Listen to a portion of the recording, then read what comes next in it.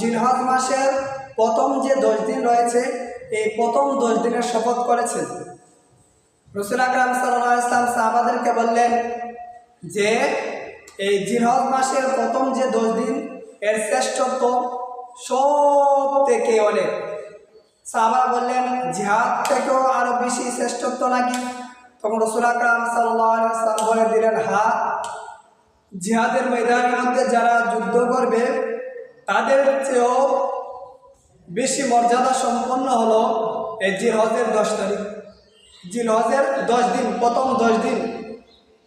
রাসূল আকরাম সাল্লাল্লাহু আলাইহি ওয়াসাল্লাম বলেন, জিলহজ মাসের চাঁদ যখন তোমরা দেখবে তখন তোমরা রোজা রাখার চেষ্টা করো, কারণ জিলহজের এক একটা দিনের রোজা আল্লাহ তাআলার কাছে কতটুকু সম্মানে। রাসূল বলেন, কেউ যদি জিলহজের এক একটা রোজা রাখে, 1 বছর নফল রোজা রাখলে যেই পরিমাণ নেকি, যেই পরিমাণ মর্যাদা, যদি কেউ জিলহজের একটা দিন রোজা রাখে এই পরিমাণ নেকি, এই পরিমাণ মর্যাদা।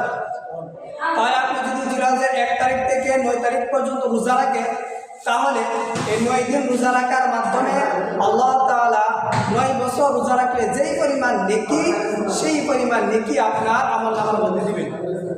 রাসূল আরো বলেন, রাত্রিবেলায় যদি কেহ এই জিলহজ মাসের 1 থেকে 9 তারিখ পর্যন্ত কোন ব্যক্তি যদি রাত্রিবেলায় আমল করে, সে যদি কিয়ামুল লাইল করে, তাহলে তার সম্মান কতটুকু হবে? রাসূল বলেন, শবে কদরের রাত্রি কেউ যদি আমল করে, যেই পরিমাণ নেকি হবে, যেই পরিমাণ সম্মান হবে, জিলহজের প্রতিটা রাত্রে কেউ যদি আমল করে এই পরিমাণ নেকি। তাহলে আপনি চিন্তা করেন, শবে কদরের রাত্রি বলতে এক একটা রাত্রিকে আল্লাহ তাআলা তুলনা করেছেন লাইলাতুল কদরি খায়রুম মিন আলফি শাহর। এই শবে কদরের রাত্রি 1000 মাস চেয়ে উত্তম। তাহলে জিলহজের এক একটা রাত্রি হলো 1000 মাস চেয়েও উত্তম। তাহলে আপনি যদি একটা রাত্রে ইবাদত করতে পারেন, তাহলে 1000 মাস ইবাদত করে যেই পরিমাণ নেকি, সেই পরিমাণ নেকি আল্লাহ তাআলা আপনার আমলনামার মধ্যে দান করবেন। আর আরাফার দিন, এই আরাফার দিনের মধ্যে যদি কেউ রোজা রাখে, তাহলে রাসূলুল্লাহ সাল্লাল্লাহু আলাইহি ওয়াসাল্লাম বলেন, তার আগে 1 বছর এবং পরের 1 বছর সব গুনাহ মাফ হয়ে যাবে। তাহলে রাসূলুল্লাহ সাল্লাল্লাহু আলাইহি ওয়াসাল্লাম কি বলেছেন আমাদেরকে? এই জিলহজের 1 থেকে 10 তারিখ পর্যন্ত প্রতিটা দিনের রোজা 1 বছর রোজা রাখলে যে পরিমাণ নেয়, এই পরিমাণ নেকি দেওয়া হবে।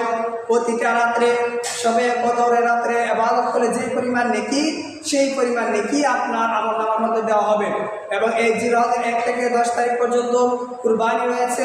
জিলহজের 1 থেকে 10 তারিখ পর্যন্ত হজের যে দিন, আরাফার দিন রয়েছে। তাহলে এই 10টা দিন দুনিয়ার মধ্যে সবচেয়ে শ্রেষ্ঠ দিন হলো এই 10টা দিন। তাহলে আল্লাহ তাআলা কি বলেন যে জিলহজের যে 10 দিন রয়েছে, আল্লাহ তাআলা নিজেই কোরআনের মধ্যে বলেন, ওয়ালা ইয়ালিন আশ। রাসূল আকরাম সাল্লাল্লাহু আলাইহি ওয়াসাল্লাম বলেন, জিলহজের 10 তারিখ, এক একটা দিন 1 থেকে 10 তারিখ পর্যন্ত কতটুকু মর্যাদা সম্পূর্ণ আমরা জানলাম।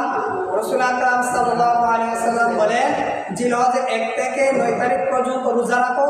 এক একটা দিনের রোজা 1 বছর নফল রোজা রাখলে যে পরিমাণ নেকি, সেই পরিমাণ নেকি আপনার আমলনামার মধ্যে দেওয়া হবে। এবং জিলহজের 1 থেকে 9 তারিখ পর্যন্ত প্রতিটা রাত্রের আমল কতটুকু? শবে কদরের রাত্রে যদি কোনো ব্যক্তি আমল করে যেই পরিমাণ নেকি, সেই পরিমাণ নেকি। আর শবে কদর হলো 1000 মাস চেয়েও আরও অনেক উত্তম। এবং এই মাসের মধ্যে রয়েছে আরাফার দিন, হজের দিন, কুরবানির দিন। তাহলে এই দিনগুলা সবচেয়ে শ্রেষ্ঠ সম্পূর্ণ। আল্লাহ তাআলা আমাদেরকে এই দিনগুলোর মধ্যে আমল করার তৌফিক দান করুন।